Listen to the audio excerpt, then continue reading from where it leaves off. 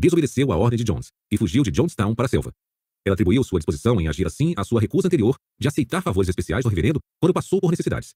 Ela renegou sua oferta de comida especial quando estava doente, porque eu sabia que, uma vez que ele me desse aqueles privilégios, teria controle sobre mim. Eu não queria lhe dever nada. A regra reforça dívidas não solicitadas. Já dissemos que o poder da reciprocidade é tão grande que, mesmo pessoas estranhas, mal vistas ou importunas, podem aumentar a chance de conseguir nosso consentimento se primeiro nos fizerem um favor. No entanto, existe outro aspecto da regra que permite a ocorrência desse fenômeno. Uma pessoa pode desencadear uma sensação de gratidão, fazendo-nos um favor não solicitado. Lembre-se de que a regra afirma somente que devemos fazer aos outros o tipo de concessão que nos fizeram. Ela não requer que tenhamos pedido o que recebemos para nos sentirmos na obrigação de retribuir. Por exemplo, a Organização de Apoio aos Veteranos de Guerra American Disabled Veterans informa que seu pedido de doações por carta gera uma taxa de resposta de uns 18%. Mas quando a carta também inclui um presente não solicitado, etiquetas adesivas personalizadas de endereço, o grau de sucesso quase dobra, chegando a 35%. Não estou dizendo que não temos uma sensação de obrigação mais forte por um favor que solicitamos, mas que uma solicitação não é necessária para produzir em nós o sentimento de gratidão. Se refletirmos por um momento sobre o propósito social da regra de reciprocidade, poderemos ver por que isso ocorre. A regra foi criada para promover o desenvolvimento de relacionamentos recíprocos entre indivíduos, de modo que uma pessoa pudesse iniciá-los sem medo de sair perdendo. Se a regra precisa servir a esse propósito, um favor inicial não solicitado deve ter a capacidade de criar uma obrigação. Lembre-se também de que os relacionamentos recíprocos conferem uma vantagem extraordinária às culturas que os promovem e que, por isso, serão fortes as pressões para assegurar que essa regra seja cumprida. Não admira, portanto, que o influente antropólogo francês Marcel Mauss, ao descrever as pressões sociais na cultura humana em torno do processo de presentear, afirme que existe uma obrigação de dar, uma obrigação de receber e uma obrigação de retribuir. Embora a obrigação de retribuir constitua a essência da regra da reciprocidade, a obrigação de receber é que torna a regra tão fácil de ser explorada. A obrigação de receber reduz nossa capacidade de escolher o beneficiário de nossa gratidão, colocando o poder nas mãos dos outros. Vamos reexaminar alguns exemplos anteriores para ver como o processo funciona. Primeiro, no estudo de Reagan, constatamos que o favor que leva os voluntários a comprar o dobro do número de rifas de Joe não foi solicitado. Joe havia deixado a sala e voltado com uma Coca-Cola para ele e outra para o voluntário. Nenhum voluntário recusou a oferta, e é fácil ver por que isso seria constrangedor. Joe já havia gastado seu dinheiro. Um refrigerante era um favor apropriado na situação, até porque o próprio Joe tinha um. Teria sido considerado grosseiro rejeitar a gentileza. Mesmo assim, receber aquela Coca-Cola produzia um sentimento de gratidão, que se tornou claro quando Joe anunciou seu desejo de vender alguns bilhetes de rifa. Observe a importante assimetria aqui. Todas as escolhas genuinamente livres foram de Joe. Ele escolheu a forma do seu favor inicial e escolheu a forma do favor de retribuição. Claro que se poderia dizer que o voluntário teve a opção de recusar ambas as ofertas de Joe, mas teriam sido manobras difíceis. Dizer não, nos dois momentos, exigiria que os voluntários contrariassem as forças culturais naturais favoráveis à reciprocidade. Depoimento de leitor 2.2. De um estudante universitário. Ano passado, no feriado de Ação de Graças, senti a força da reciprocidade na pele quando meu pneu furou no caminho para casa. Uma motorista com uniforme de enfermeira parou e se ofereceu para me dar uma carona. Eu disse várias vezes que minha casa ficava a 40 quilômetros dali e na direção oposta a que ela se dirigia. Mas ela insistiu em me ajudar mesmo assim e não quis aceitar meu dinheiro. Sua recusa em me deixar pagar criou a sensação desagradável que você discute em seu livro. Os dias após um incidente acabaram causando ansiedade aos meus pais. A regra da reciprocidade e o mal-estar associado ao favor não retribuído provocaram uma pequena neurose em minha casa. Ficamos tentando descobrir a identidade da enfermeira para lhe enviar flores ou um presente, mas sem sucesso. Se a houvéssemos encontrado, acredito que teríamos oferecido a ela qualquer coisa que pedisse. Sem outra maneira de aliviarmos a obrigação, minha mãe enfim recorreu ao único caminho que nos restava. Em suas orações em nossa mesa de ação de graças, pediu ao Senhor que recompensasse a mulher. Nota do autor. Além de mostrar que a ajuda não solicitada pode envolver a regra de reciprocidade, este relato destaca algo mais que vale a pena saber sobre as obrigações que acompanham essa regra. Elas não se limitam aos indivíduos inicialmente envolvidos em oferecer e receber ajuda. Também se aplicam aos membros dos grupos aos quais os indivíduos pertencem. Não apenas a família do estudante universitário se sentiu em dívida pela ajuda recebida por ele, como pesquisas novas indicam que, se fosse possível, teriam quitado a dívida ajudando um membro da família da enfermeira. A capacidade que os presentes não solicitados têm de produzir sentimentos de obrigação é reconhecida por uma variedade de instituições. É comum organizações de caridade enviarem pequenos brindes pelo correio ao pedirem donativos. Recebi 5 só no ano passado. Em todos os casos havia pontos em comum na mensagem que acompanhava o pedido. Os itens anexados deviam ser considerados um presente da organização, e o dinheiro que eu desejasse enviar não seria considerado um pagamento, e sim uma oferta de retribuição. Como afirmava a carta de um dos programas de missionários, o maço de cartões de felicitações enviado visava encorajar minha bondade. Não estava sendo cobrado.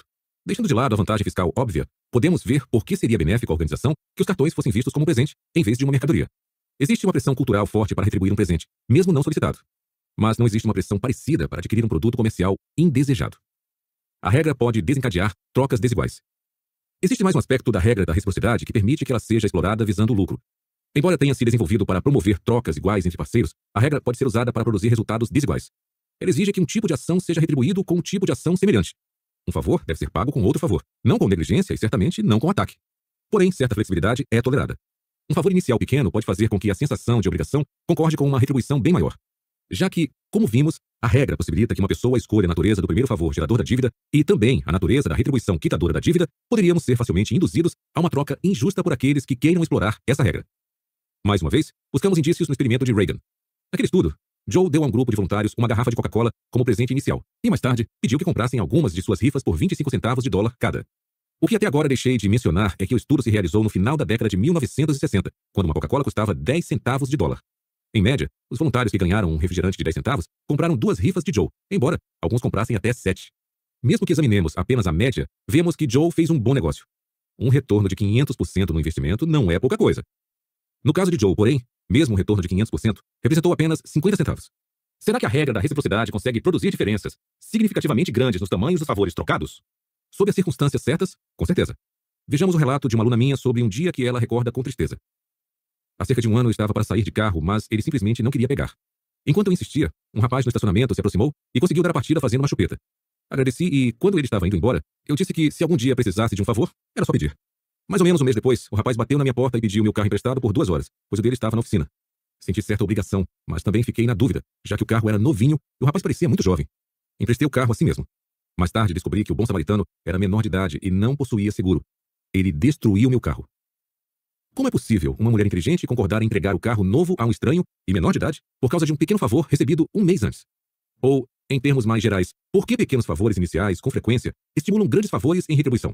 Uma razão importante envolve o caráter altamente desagradável da sensação de dívida. Quase todos nós achamos péssimo estar em estado de obrigação. Ficamos oprimidos e queremos nos livrar disso. Não é difícil achar a origem desse sentimento. Pelo fato de os acordos recíprocos serem tão vitais aos sistemas sociais humanos, fomos condicionados a nos sentirmos mal quando devemos favores. Se ignorássemos a necessidade de retribuir a cortesia inicial de alguém, impediríamos uma sequência de reciprocidade e reduziríamos as chances de que nosso benfeitor nos ajudasse no futuro. Nenhum desses eventos é benéfico à sociedade. Por isso somos treinados desde a infância a sofrer emocionalmente sob o peso da obrigação. Ou seja, nós nos dispomos a concordar em prestar um favor maior do que aquele recebido, apenas para aliviar a carga psicológica da dívida. Existe outra razão também. Uma pessoa que viola a regra da reciprocidade, aceitando as boas ações dos outros sem procurar retribuí-las, é repudiada pelo grupo social. A exceção ocorre, é claro, quando uma pessoa é impedida de retribuir por força das circunstâncias ou por incapacidade. Na maior parte dos casos, porém, existe uma aversão genuína por um indivíduo que deixa de se conformar aos mandamentos da regra da reciprocidade. Aproveitador e ingrato são rótulos desagradáveis. Para evitá-los, as pessoas às vezes concordam com uma troca desigual. Combinadas, a realidade do mal-estar interno e a possibilidade da vergonha externa pode resultar num custo psicológico pesado. Por isso, não surpreende notar que, em nome da reciprocidade, com frequência retribuímos com algo maior do que aquilo que recebemos. Nem é tão estranho constatar que, muitas vezes, evitamos pedir um favor necessário se não estivermos em condições de retribuir. O ônus psicológico simplesmente superaria a perda material. O risco de outros tipos de prejuízo também pode persuadir as pessoas a recusar determinados presentes e benefícios. As mulheres com frequência comentam sobre o desagradável sentimento de obrigação de retribuir os favores de um homem que lhes deu um presente caro ou pagou uma conta alta num restaurante. Mesmo algo trivial, como o preço de uma bebida, pode produzir uma sensação de dívida. Uma aluna de um dos meus cursos expressou esse fato objetivamente no estudo que escreveu. Após aprender a duras penas, não permito mais que um sujeito que eu conheça numa casa noturna me pague uma bebida, porque não quero que nenhum dos dois sinta que contraí uma obrigação sexual. As pesquisas indicam que existe uma base para sua preocupação. Uma mulher, que em vez de pagar a própria conta, permite que um homem lhe compre bebidas, é julgada, tanto por homens quanto por mulheres, como mais sexualmente disponível a ele. A regra da reciprocidade se aplica também à maioria dos relacionamentos. No entanto, em sua forma mais pura, a reciprocidade é desnecessária e indesejável em certos relacionamentos de longo prazo, como em família ou envolvendo velhas amizades. Nesses casos, o que se troca reciprocamente é a disposição em fornecer o que o outro precisa no momento em que precisa. Sob essa forma de reciprocidade, não é necessário avaliar quem forneceu mais ou menos, mas apenas se ambas as partes estão cumprindo a regra mais geral. No entanto, parece que desigualdades persistentes podem levar a insatisfações, mesmo nas amizades. Transação permeada de culpa. A regra da reciprocidade pode ser usada por garçons de restaurantes para aumentar as gorjetas. Um estudo descobriu que garçons que ofereciam aos fregueses um bombom ao apresentar a conta aumentavam suas gorjetas em 3,3%. Se oferecessem 2 bombons a cada freguês, a gorjeta aumentava 14%. Concessões recíprocas. Existe uma segunda forma de aplicar a regra da reciprocidade para induzir alguém a satisfazer um pedido. É mais sutil do que o caminho direto de prestar à pessoa um favor e depois pedir outro em troca, mas em certos aspectos é bem mais eficaz. Uma experiência pessoal, alguns anos atrás, me permitiu sentir na pele como essa técnica de consentimento funciona bem. Eu estava andando pela rua quando fui abordado por um menino de 11 ou 12 anos. Ele se apresentou e disse que estava vendendo ingressos para o Circo Anual dos Escoteiros, que se apresentaria na noite do sábado seguinte. Perguntou se eu queria comprar um ingresso por $5. Como o último programa do mundo que eu queria para a noite do sábado era estar com os escoteiros, recusei. Bom, ele disse, se você não quer comprar um ingresso, que tal umas barras de chocolate? Custam só $1. Comprei 2 barras e imediatamente percebi que algo notável havia ocorrido. Eu nunca compro barras de chocolate e dou muito valor ao meu dinheiro. Mas de repente ali estava eu com aquela compra indesejada e o menino saindo com meus $2.